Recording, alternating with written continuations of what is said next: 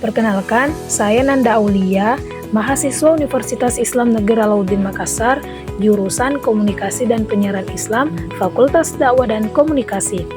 Pada tugas mata kuliah aplikasi komputer ini, saya akan menjelaskan sejarah perkembangan komputer dari generasi ke generasi. Namun, sebelum membahas tentang itu, kita perlu ketahui bahwa apa sih itu komputer? Komputer dapat dikatakan bahwa suatu perangkat elektronik yang bisa melakukan berbagai macam tugas, mulai dari memasukkan data, kemudian mengolah data, hingga mengeluarkan data dalam bentuk informasi. Siapa penemu dari komputer? Berdasarkan beberapa catatan sejarah mengatakan bahwa Charles Babbage adalah seseorang yang pertama kali menemukan komputer, sehingga beliau diberikan julukan sebagai Bapak Komputer. Charles Babbage sangat cinta terhadap ilmu pengetahuan matematika, sehingga ia melanjutkan pendidikannya di Cambridge University pada tahun 1810. Kemampuan matematika yang dimiliki oleh Charles Babbage bisa dibilang sudah cukup mahir, bahkan kemampuannya mampu melebihi pengajarannya. Charles Babbage lahir di London, Inggris pada tanggal 26 Desember 1791. Beliau sangat tertarik dengan dunia matematika, terutama ilmu fungsi kalkulus. Setelah memasuki tahun 1820 hingga tahun 1821, Charles Babbage mulai tertarik terhadap mesin hitung.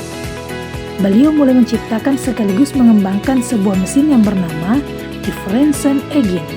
Setelah membahas tentang tokoh penemu dari komputer, sekarang kita beralih ke sejarah perkembangan komputer dari generasi ke generasi.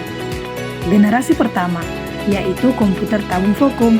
Komputer generasi pertama ini muncul pada tahun 1946 dan komponen utama dari komputer generasi pertama adalah tabung vakum. Oleh karena itu, berat dari komputer ini bisa mencapai 30 ton. Bahasa mesin menjadi bahasa yang digunakan pada komputer generasi pertama. Kemudian yang kedua, generasi kedua, komputer dengan transistor. Komputer generasi kedua mulai ada sekitar tahun 1959 hingga 1965. Pada generasi ini, komputer sudah menggunakan transistor. Teknologi transistor menggantikan tabung vakum, sehingga komputer generasi ini tidak terlalu berat. Bahasa yang dipakai pada komputer generasi kedua adalah bahasa programan Fortran, dan COBOL. Selanjutnya, generasi ketiga atau komputer IC. Perkembangan komputer berlanjut ke generasi ketiga. Pada generasi ini, bentuk dari teknologi transistor ukurannya diperkecil. Selain itu, komputer generasi ketiga ini adalah generasi komputer yang menggunakan monitor dan keyboard untuk pertama kalinya.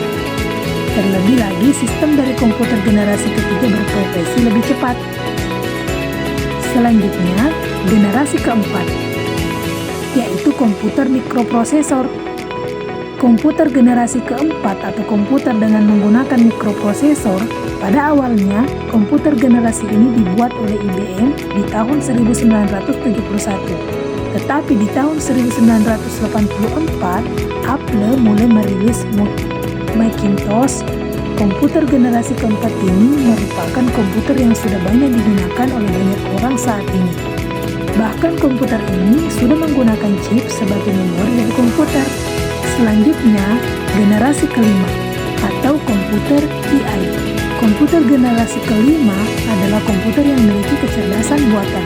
Maka dari itu, komputer generasi kelima dikenal sebagai komputer AI. Teknologi AI ini bisa dibilang sangat canggih karena bisa mengolah bahasa sehari-hari, menyesuaikan keadaan kita, dan dapat memahami suatu lingkungan. Itulah tadi sejarah komputer dari generasi ke generasi, dari generasi pertama ke generasi kelima. Nah, sejarah komputer adalah kisah inovasi yang tak pernah berhenti, dari alat hitung sederhana hingga komputer kuantum.